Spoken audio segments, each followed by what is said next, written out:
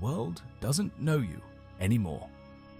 A story about returning after transformation and staying true when no one recognizes you anymore. What happens after you change, but the world doesn't? What do you do when you walk back into the rooms you left behind and realize no one in them knows who you really are anymore?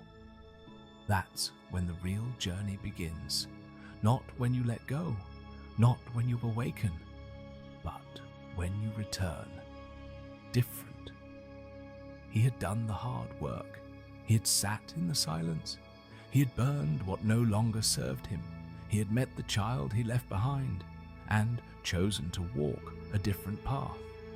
He thought the hardest part was over, but it wasn't. The hardest part was coming back to a life that had never met the version of him that now existed. The city was the same.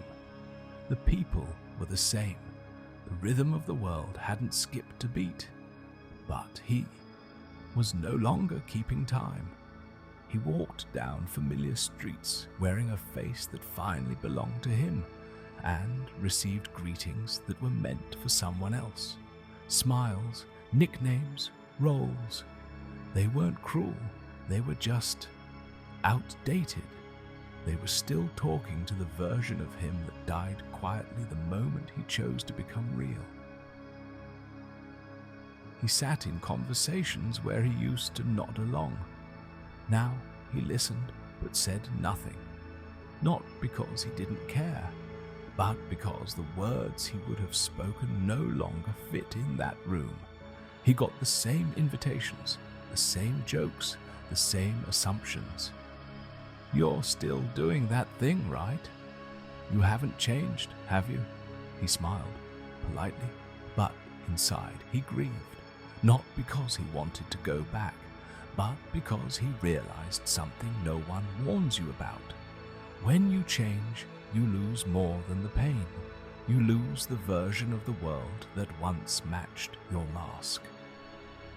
He began to feel like a stranger in his own life, not in a tragic way, but in a sacred one, because the deeper truth was this: he didn't belong there anymore. Not in that version of connection, not in that type of agreement, not in that story. But here's where the story shifts. He didn't run away. He didn't retreat back into silence. He didn't try to fix or convince or perform. He stayed. He stood in the room with his full self. And when the old version was called, he didn't answer. He let the silence do the talking. He let the space widen, and eventually they noticed. The jokes stopped, the roles dissolved, and one by one, people began to ask the only question that ever matters: who are you now? He didn't speak loudly, he just lived it. He walked like someone who wasn't chasing approval.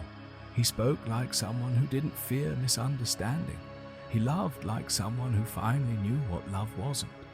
And in time, the world adapted, or some of it did. Some people left, some doors closed, some labels faded, but in their place, new ones arrived.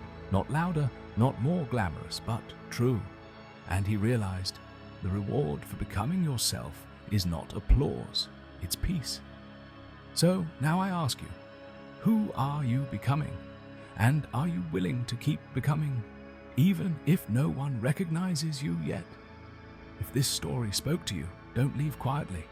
Like, comment, subscribe, share this with the version of you that needed to hear it years ago. This world doesn't know you yet, but it will.